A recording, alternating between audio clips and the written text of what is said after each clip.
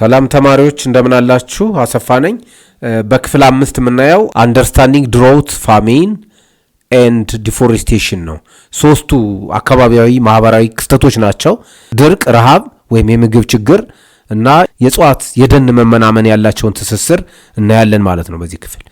መጀመሪያ ድሮውት ምንድን ነው? ሎንግ ፔሪድስ ዊዛውት ኢነፍ ሬን ነው። ሾርቴጅ ኦፍ ሬን ማለት እንችላለን። አንድ አካባቢ፣ አንድ ክልል ወይም አንድ ሀገር የዝናብ እጥረት የእርጥበት እጥረት ሲፈጠር ይሄ ክስተት ድሮውት ወይም ድርቅ ይባላል። ድሮውት ኢዝ ዲፈረንት ፍሮም ድራይ ሲዝን። ደረቅ ወቅት ጋር እንትን ማድረግ የለበትም፣ መሳሳት የለበትም። ይሄ ሳመር፣ ዊንተር አራቱ ወቅቶች ለምሳሌ ዲሴምበር፣ ጃንዋሪ፣ ፌብራሪ ድራይ ሲዝን ነው፣ ዊንተር ነው። እሱ ድርቅ ማለት አይደለም።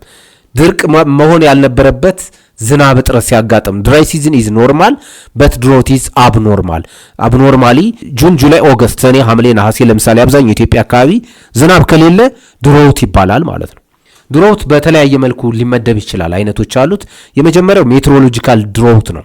ሜትሮሎጂካል ኖት ኢነፍ ሬን፣ አማውንት ኦፍ ሬን አንድ አካባቢ ላይ የሚጥለው በሬን ጌጅ በሜትሮሎጂ መሳሪያዎች የሚለካው ከሚገባው መጠን በታች ሲሆን ሜትሮሎጂካል ድሮውት ይባላል። ሁለተኛው ሃይድሮሎጂካል ድሮውት ነው። ሎወር ዋተር ሪቨርስ ኢን ሌክስ ዌልስ ነው። አቅርቦቱ ነው። ኦሬዲ ከባቢ አየር ላይ ያለው የእርጥበት መጠን፣ ወንዞች ላይ ያለው የውሃ መጠን፣ ሐይቆች ወይም ደግሞ አንደርግራውንድ ወተርስ የከርሰ ምድር ያለው የውሃ እጥረት ሲያንስ ሃይድሮሎጂካል ድሮውት ይባላል። ሶስተኛው አግሪካልቸራል ነው። የግብርና ድርቅ አግሪካልቸራል ድሮውት ኖት ኢነፍ ሞይስቸር ኢን ሶይል ነው። ስፔሲፊካሊ ሶይል ሞይስቸር ላክ ሲያደርግ ነው። ሶይል ሞይስቸር ሎ ከሆነ ዝቅተኛ ከሆነ አግሪካልቸራል ክሮፖችን ማምረት ስለማይቻል አግሪካልቸራል ድሮውት ይባላል። አራተኛውና የመጨረሻው ሶሾ ኢኮኖሚክ አስፔክት ነው። ዋተር ሾርቴጅ አፌክትስ ፒፕልስ ላይቭስ ነው። ሰዎች መጠቀም ሳይችሉ ሲቀሩ በውሃ እጥረት ምክንያት ሶሾ ኢኮኖሚክ ድሮውት ይባላል። ዚስ ታይፕስ አር ኮኔክትድ ሜትሮሎጂካል ድሮውት ሊድስ ቱ እርስ በርሳቸው ነገር ግን ሴፓሬትድ አይደሉም። አንደኛው ሜትሮሎጂካል ድሮውቱ ከሃይድሮሎጂካል ድሮውት ጋር የተያያዘ ነው። ይሄ ደግሞ መልሶ ድሮውትን ስለሚያስከትል ሶሾ ኢኮኖሚክ ኢምፓክት ያመጣል ማለት ነው። ሶ የአንዱ መንስኤ እና ውጤት ትስስር አላቸው ማለት ነው። ድርቅ እንግዲህ ወይም ድሮውት ምን ተጽዕኖ አለው? ኢምፓክት ኢፌክት ማለት ነው። እዚህ ጋር ተጽዕኖ ዳይሬክት ኢፌክት እና ኢንዳይሬክት ኢፌክት በሁለት ከፍለን ማየት እንችላለን። ቀጥተኛ የሆኑት ክሮፕ ፌል ነው፣ ሾርቴጅ፣ ኖ ሃርቨስት የምርት መውደቅ ነው፣ ወይም ደግሞ ማምረት አለመቻል ይፈጠራል በድርቅ ምክንያት።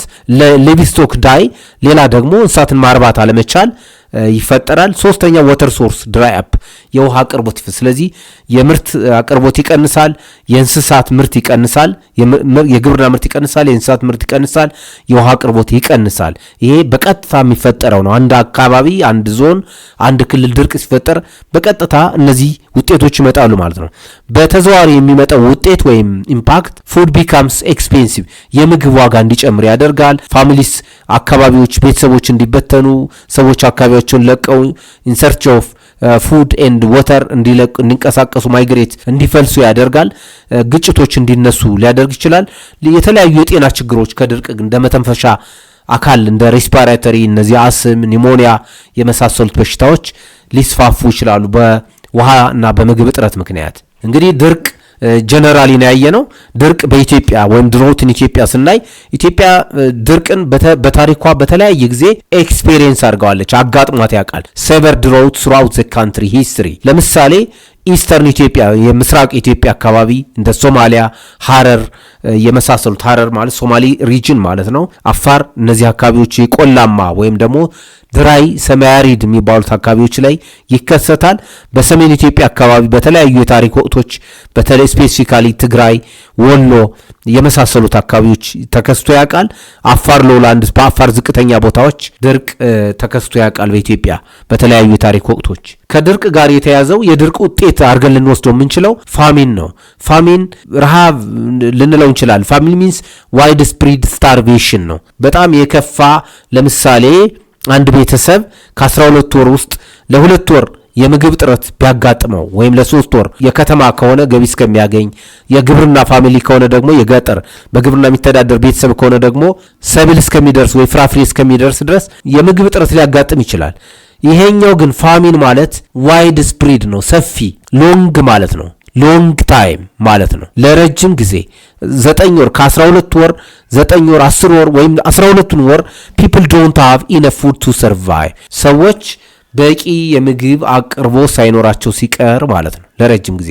እዚህ ጋር ኪ ፖይንቱ ዋናው ነጥብ ፋሚን is not just about food shortage። ፋሚን ማለት ረሃብ ማለት የምግብ ጥረት ማለት አይደለም። it's about people not being able to access ሰው ምግብ ሊኖር ይችላል፣ አገር ውስጥ ምግብ አለ፣ ገበያ ውስጥ ምርት አለ። ነገር ግን አንድ ቤተሰብ ወይም አንድ ማህበረሰብ እሱን አክሰስ ማድረግ ካልቻለ፣ የራሱ ማድረግ ካልቻለ፣ መግዛት ካልቻለ ወይም ማምረት ካልቻለ ሲፈጠር ፋሚን ይባላል። because of poverty, because of conflict, because of displacement በድህነት ምክንያት፣ በግጭት ምክንያት፣ በስደት ምክንያት በቃ ምግብ ማግኘት ሳይቻል ሲቀር ያ አንድ ቤተሰብ ወይም አንድ ማህበረሰብ ፋሚን አጋጠመው ይባላል፣ ረሃብ አጋጠመው ይባላል ማለት ነው። እንግዲህ ፋሚንን ምን ሊያስከትለው እንደሚችል እስካሁን ካለን ውይይት መገመት እንችላለን። ነገር ግን ዋና ዋና ነጥቦቹን ለማየት ያክል ተማሪዎች የፋሚን ኮዞች በሁለት መክፈል ይቻላል። አንደኛው ናቹራል ኮዝ ነው፣ ሁለተኛው ደግሞ ሂማን ኮዝ ነው። ናቹራል ኮዝ እንደ ድርቅ፣ የጎርፍ አደጋዎች፣ ፍላድስ፣ ሎከስት ኢንቬሽን፣ እነዚህ የተባይ ወረራዎች፣ የአንበጣ መንጋ ለምሳሌ ሰብልን በሚበላበት አካባቢ በቆላማ አካባቢዎች ፋሚን ሊከሰት ይችላል።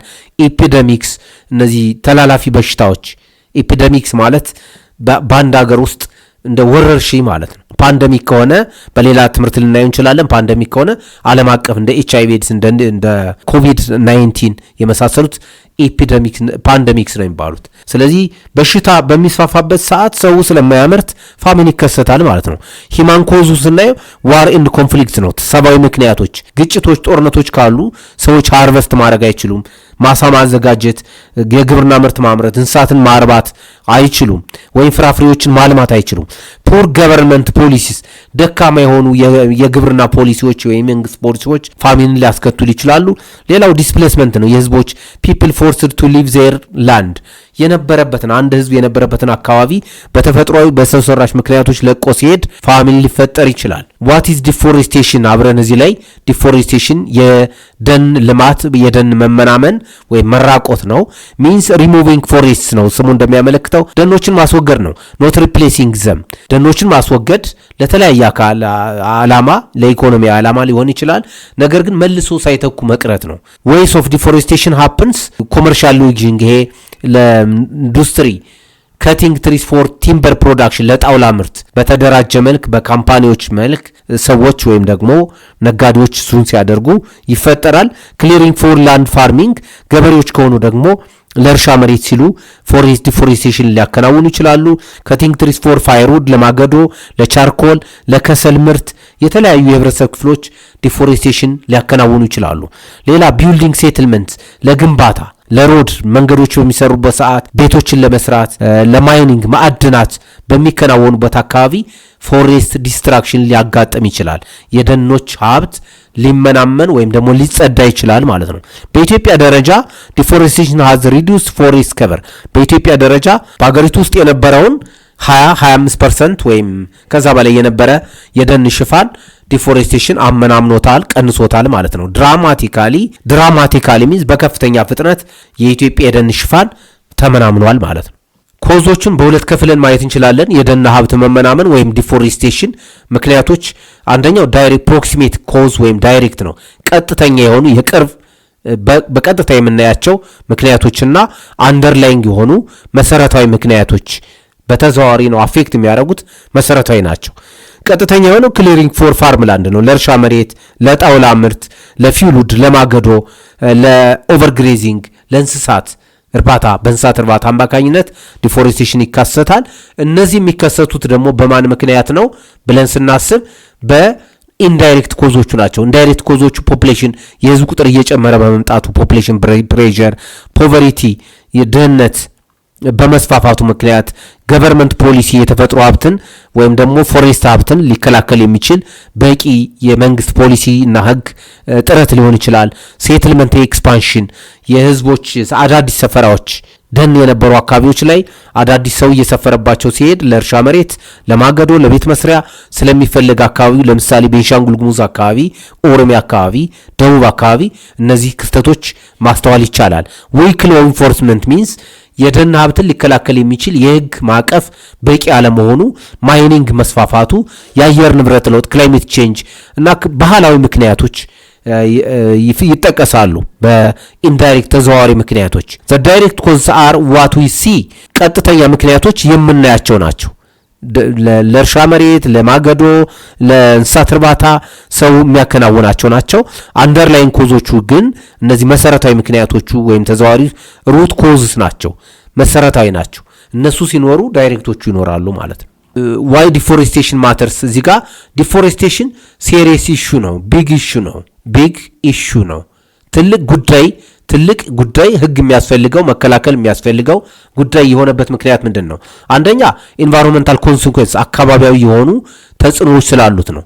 ዲፎሬስቴሽን ካርበን ለስ ካርበን ስቶርድ ሚንስ ደኖች ከሌሉ በከባቢ አየር ላይ ያለውን የካርቦን ዳይኦክሳይድ የካርበን መጠን አብዞርብ ማድረግ አይቻልም። ስለዚህ ካርበን ስቶርድ እንዲሆን ስለሚያስፈልግ ነው። ሌላ ባዮዳይቨርሲቲ ብዝሃ ህይወት የእንስሳትና የእጽዋት ዝርያዎች በፕላኔታችን ላይ ወይም ደግሞ በመሬት ላይ መቀጠል ስላለባቸው በጣም አስፈላጊ ጉዳይ ነው ማለት ነው ዲፎሬስቴሽን። ሌላ ዋተር ሳይክል ዲስራፕት ይሆናል።